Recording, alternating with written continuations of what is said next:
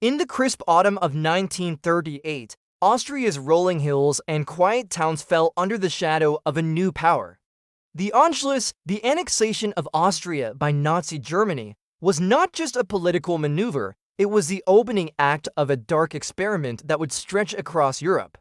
Hitler, with his architectural dreams and ideological fervor, envisioned cities that reflected the glory of the Third Reich. Vienna, Linz, and other cities were to be reshaped with monumental buildings, wide boulevards, and stone facades that would outlast time.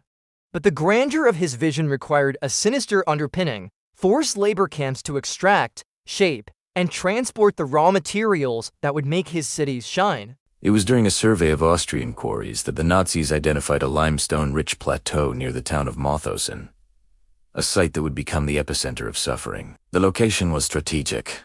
Its granite quarries could feed Hitler's urban ambitions, and its remote terrain offered perfect isolation. Himmler, chief of the SS and architect of the concentration camp system, took personal interest in the site. He envisioned a fortress-like prison where the prisoners' labor would fuel both the war machine and Hitler's dream of monumental architecture. The first convoys of prisoners arrived in late 1938, unaware that the idyllic mountains hiding the quarries masked one of history's most brutal systems of oppression. Even before the gates swung open, the camp's design radiated intimidation. High walls crowned with watchtowers, guard barracks, and electrified fencing created an atmosphere of constant surveillance. The quarries themselves were treacherous.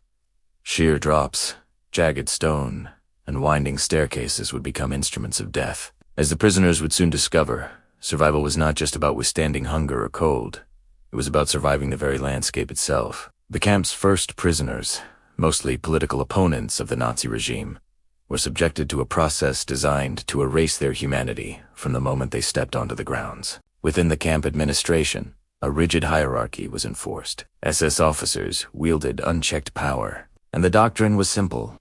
Prisoners were laborers, expendable resources, and potential threats to the Reich's order. Himmler personally oversaw the early protocols, ensuring that Mauthausen would not merely be a place of detention, but a place where systematic terror could be applied with precision. The selection of prisoners was methodical. Political dissidents, intellectuals, religious minorities, and eventually Jews, Romani, people, and other undesirables were funneled into this machine of control. Their identities stripped, they became numbers, a reduction of human existence to a commodity for the Reich's ambitions. Yet, even in the earliest days, whispers circulated among SS personnel about a peculiar sort of efficiency in death. Prisoners were made to carry heavy stones up steep staircases, often until their bodies gave way, and yet the operation pressed onward. The camp's philosophy was clear.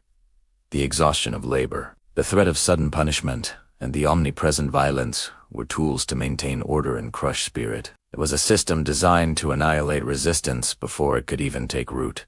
As the first work details began in the quarries, the horror of Mauthausen began to manifest in ways that would become infamous. The prisoners quickly realized that simple missteps could lead to death. A stone slipping from one's hands could knock a man down the steep steps. Exhaustion could lead to a fall that no one would help prevent. Guards often enjoyed the spectacle, using it to instill fear in others. The camp's isolation ensured that no outside eyes would witness these acts, and the surrounding villages were warned not to interfere. By 1940, the camp had grown into a fully operational network, including subcamps and specialized labor units. These subcamps would later multiply across Austria, spreading the machinery of oppression into the countryside, extracting every possible resource from both the land and its unwilling laborers. The prisoners' lives were regulated to the smallest detail.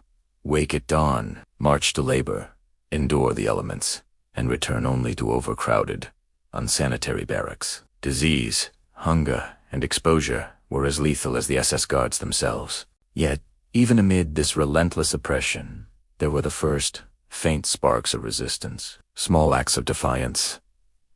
A whispered conversation, a hidden message, a refusal to bow completely under the guard's authority, hinted at the human spirit's persistence. For Himmler and the camp SS commandants, these were signals to be crushed immediately. Reports of insubordination were met with brutal punishments, often public, designed to serve as examples for the others. Prisoners quickly learned that any hesitation could be fatal. The camp's reputation began to spread. Prisoners who had been transferred from other camps described Mauthausen as Grade 3, a category reserved for the most dangerous, the most expendable.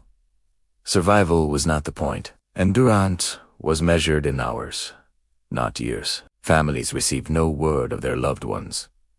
Letters were censored or never sent. To the outside world, Mauthausen was just a labor camp, but within its walls, death was methodical, inescapable, and immediate. As the camp expanded, so too did the complexity of its operations. The SS experimented with methods to increase efficiency in both labor and punishment. Towers were positioned to maximize surveillance. Punishments were standardized to instill terror, and forced marches became ritualized displays of dominance. Prisoners carried granite up staircases so steep and so unforgiving that many fell to their deaths, sometimes colliding with others in a horrifying chain reaction. Yet Himmler insisted the work continue, stating that the labor served the Reich's ultimate vision, the construction of a world reshaped in Hitler's image. The shadow of the camp extended beyond its walls. Villagers in nearby towns were compelled to witness, or at least tolerate, the machinery of oppression. Some were coerced into aiding the camp indirectly, transporting materials or providing supplies. Others, fearful of Nazi retribution, stayed silent. Mauthausen, in effect, became a symbol of the fusion of ideology, industry, and terror. An efficient system designed not only to extract stone, but to extract life, dignity, and hope. Please click the subscribe button and like the video if this story intrigues you, because it helps more people discover the history of Mauthausen and ensures the memory of those who suffered is not forgotten. As the camp's notoriety grew, whispers reached the upper echelons of Nazi leadership. Mauthausen was to be more than a labor camp. It was to become a model, a demonstration of how total control could be exercised over human life. The first experiments in systematic execution, psychological torment, and industrialized death were underway. Prisoners' bodies and spirits alike were tested to the brink, and the question emerged: how far could cruelty extend when human life was seen only as a tool for ideological ambition? And yet, as ominous as these early days were, the true extent of suffering had barely begun. The quarries' granite would soon become the foundation for monumental Nazi projects, and the prisoners, stripped of names and rights, would face punishments that even seasoned victims of oppression could scarcely imagine. The first step through the gates of Mauthausen was the crossing of a threshold from life into an almost unreal dimension of terror. Prisoners were herded from crowded transports, often trains so packed that air was scarce and death was already knocking quietly at the doors of the weakest. On arrival, the unprepared and the vulnerable were immediately sorted. Those deemed too weak to labor were sent to a grim fate in the camp's execution systems, while the stronger were assigned to grueling work details.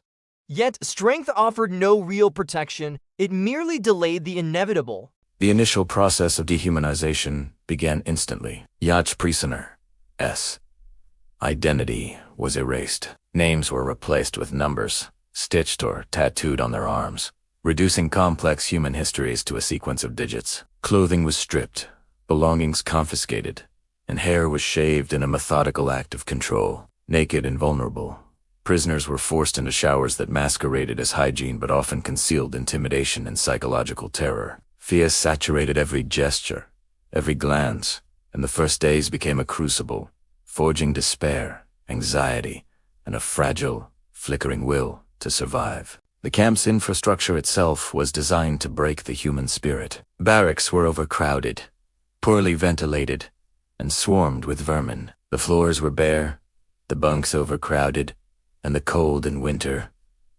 bit deep into bones already weakened by months of forced marches and starvation. Hunger became a constant companion. The meager rations, a watery soup, sometimes a small portion of bread, barely sufficed for the energy the camp demanded. Exhaustion was universal. Sleep was disrupted by nighttime roll calls, shouting guards, and the knowledge that failure could be fatal. Prisoners quickly learned the cruel rhythms of the camp. Mornings began before dawn with roll calls that lasted 4 hours, during which absences or weakness were punished publicly. Guards wielded clubs, whips, and firearms with chilling arbitrariness, selecting victims for humiliation or execution to set examples for the others. During these roll calls, prisoners were counted and recounted, beaten if numbers were off or if someone dared to stumble. For many, these daily rituals became more terrifying than the work itself. The physical labor imposed in Mauthausen was relentless. Quarry work was the most notorious, but other tasks, carrying stone, digging trenches, constructing roads, or performing menial maintenance, were executed under watchful eyes, with no allowance for human limitation. Every misstep could trigger violent reprisals. Exhaustion alone was not enough to earn mercy. Guards, some acting on personal cruelty, others following doctrine, had free rein to mete out punishment. Prisoners whispered about a figure known only as the Devil of Housen, a man whose name inspired dread because of his reputation for sadistic violence. Beyond physical exhaustion, the camp deployed psychological terror with equal efficiency. Prisoners were isolated, forced into routines designed to strip dignity and hope. Friendships could be fatal if discovered. Alliances formed secretly in the hope of survival were often betrayed, sometimes deliberately by the SS2, so distrust. Fear became habitual, omnipresent, and relentless. The mere sound of boots on gravel could freeze a man's blood. Letters from home were often withheld or destroyed, further severing the connection to a world outside the barbed fences. Even the smallest acts of self-expression were forbidden. Reading, singing, or communicating in native tongues could result in harsh punishment. Silence, fear, and submission became the currency of survival. Prisoners learned to suppress their emotions, to anticipate the caprices of their captors, and to conceal pain. Yet some still found ways to cling to humanity, sharing morsels of bread, whispering encouragements, or subtly helping each other survive the brutal work. These acts, however small, were dangerous, and yet the knowledge that someone else endured alongside you could make the unbearable moments just slightly more bearable. One of the most dreaded aspects of Mauthausen was the infamous 186-step staircase leading from the quarries. Prisoners would carry immense stones up the steps, often collapsing from sheer fatigue. The watchtowers above were always vigilant. A single slip could mean death, a roll down the stone stairs, or an immediate execution. Chains of men falling upon one another created scenes of unspeakable horror. Witnessing such events day after day imposed not only physical but profound psychological terror. Stories of these staircases circulated even before prisoners arrived, feeding fear into every step and every moment of labor. Disease spread rapidly in the overcrowded barracks. Typhus, dysentery, and other illnesses preyed upon those already weakened by starvation and overwork. Medical care was minimal, often non-existent, and when attention was given, it was rarely for healing. Mostly for studying the limits of human suffering or for documentation to justify brutality, camp doctors and SS officials approached their work with cold precision, observing human degradation as though it were a scientific experiment. Despite the relentless oppression, murmurs of resistance persisted. Some prisoners attempted to preserve fragments of identity through secret communication, minor sabotage, or acts of solidarity. Yet each of these defiant actions was met with increasing cruelty. Prisoners learned quickly that survival often required abandoning even the smallest notions of pride or dignity. Hunger, fatigue, and fear were relentless adversaries. Yet within these walls, sparks of human endurance refused to vanish completely. By 1942, Mauthausen had become a fully entrenched system of terror.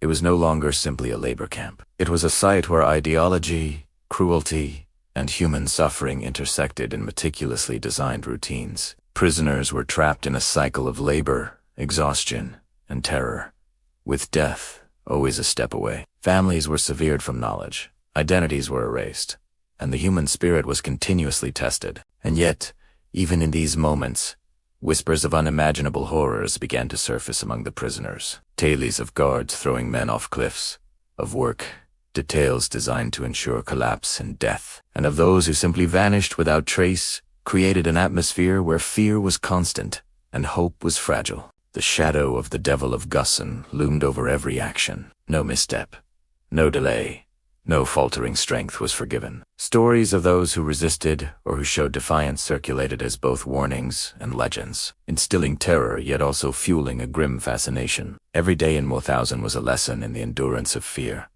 the fragility of life, and the cost of human resilience.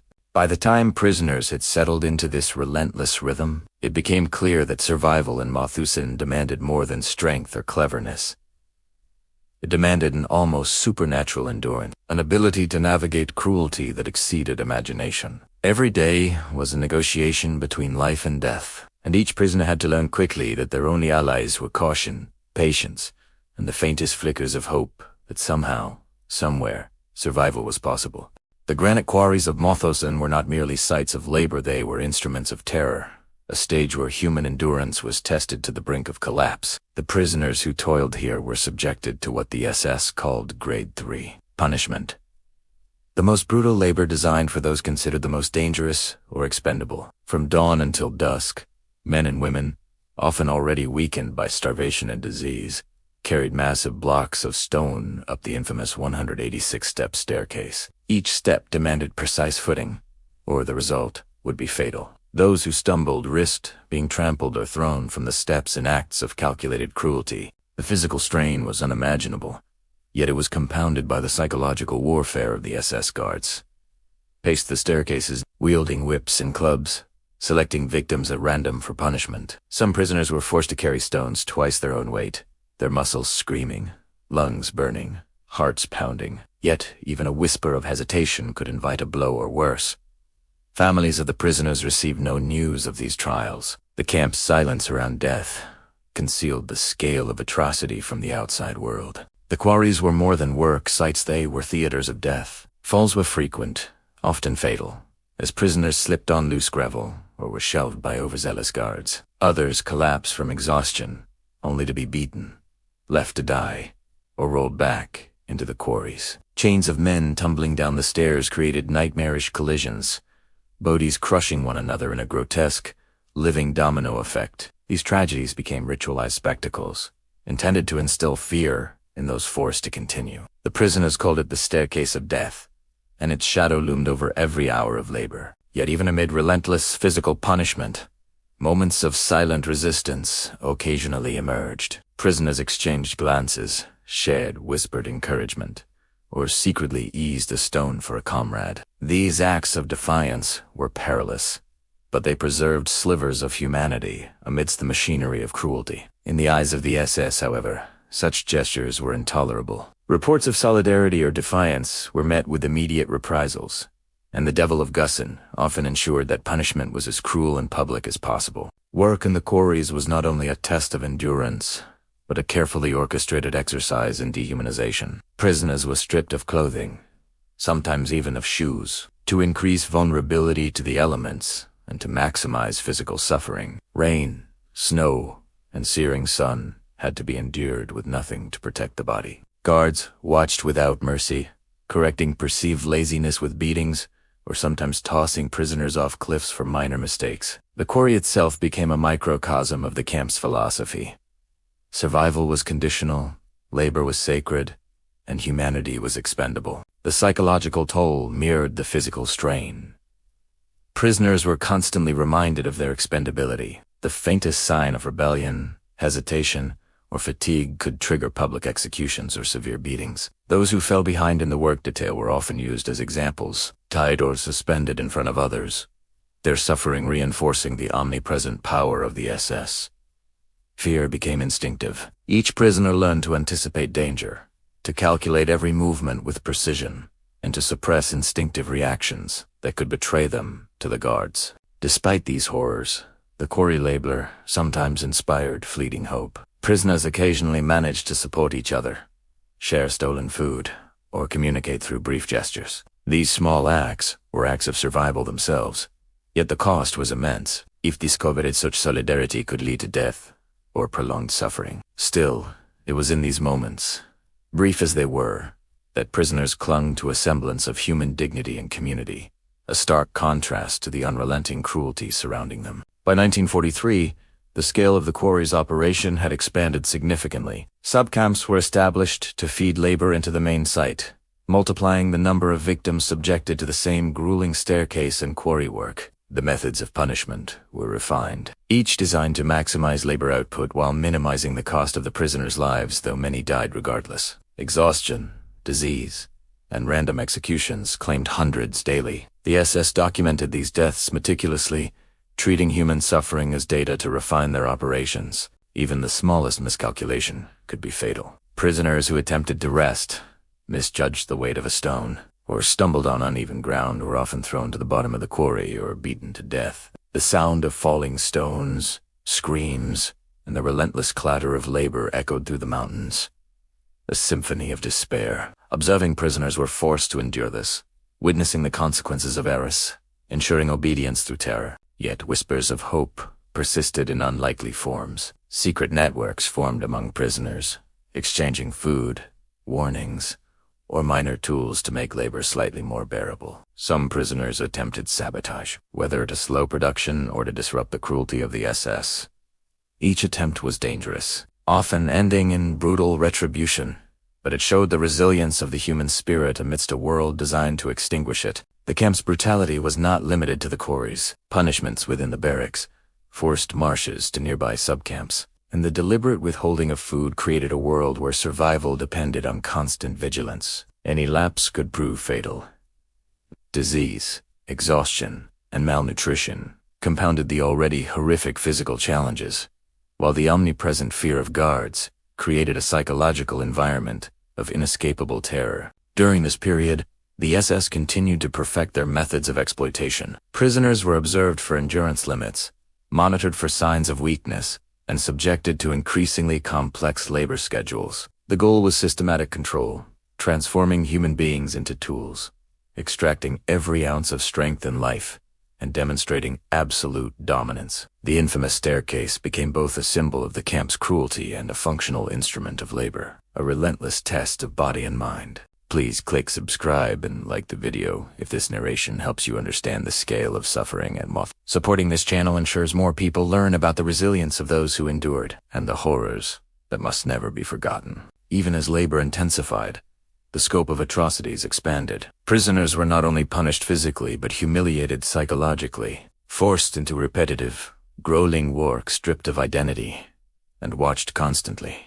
They were reminded daily of their powerlessness. Stories spread of men collapsing on the staircase, only to be left to die, their bodies sometimes crushed by those behind them. And yet, the whispers of endurance, secret alliances, and fleeting acts of resistance persisted, fragile lifelines in a sea of brutality. By late 1944, Mauthausen's quarries had claimed tens of thousands of lives.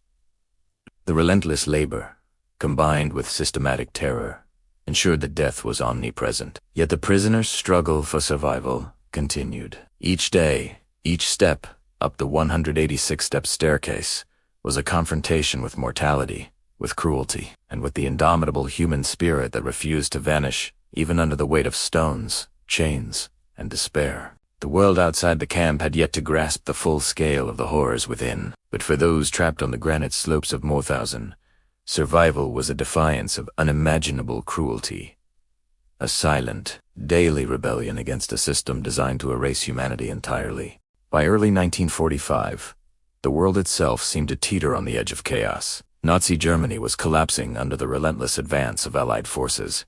Yet within Mauthausen, the machinery of oppression continued with chilling precision. The prisoners who had survived years of forced labor, starvation, and terror faced a new uncertainty.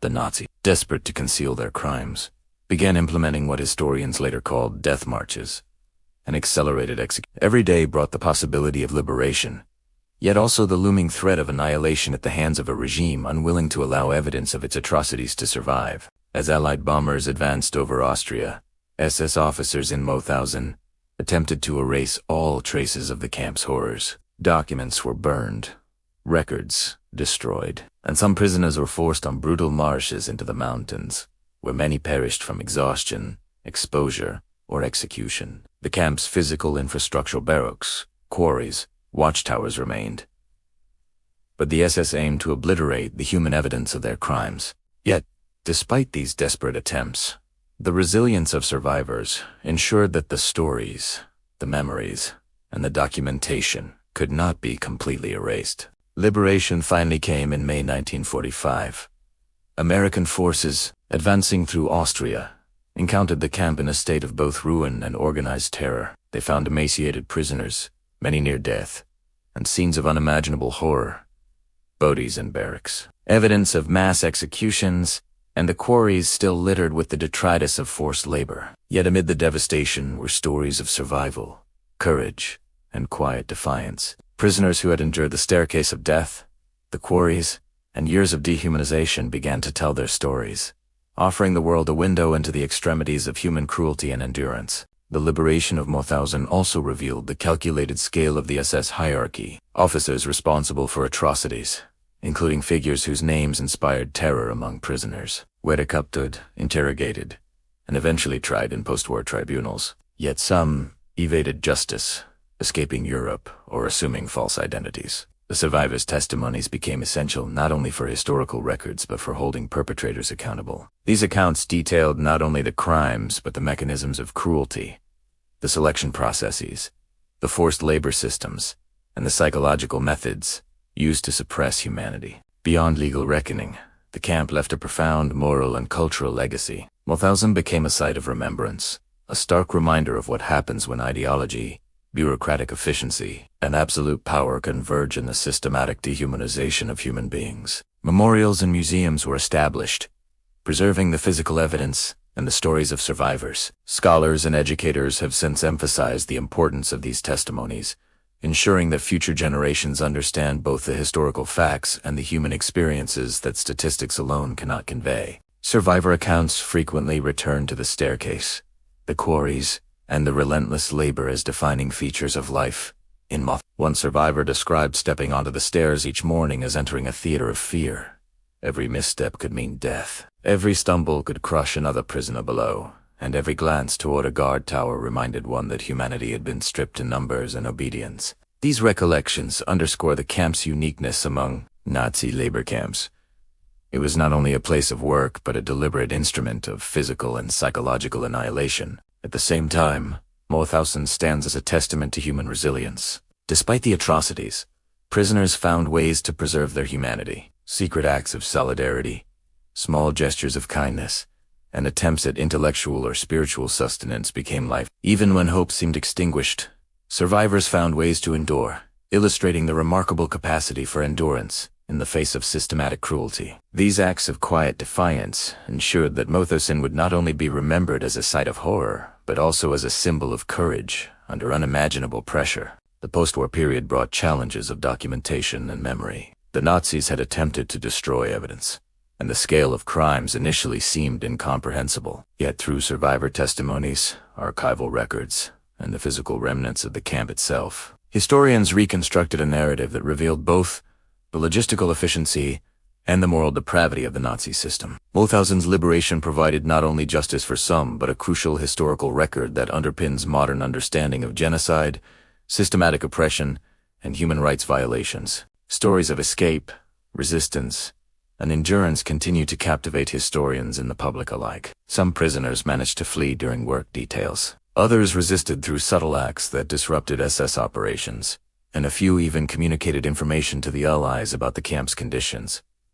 These acts, though rare and perilous, demonstrate the capacity of individuals to act against overwhelming odds, challenging the notion that the system was infallible. Today, Mauthausen is more than a historical site. It is a solemn place of reflection. Visitors walk the grounds, climb the infamous staircases, and see the quarries where countless lives were extinguished. Memorials bear the names of victims, while educational programs strive to transmit the lessons of history.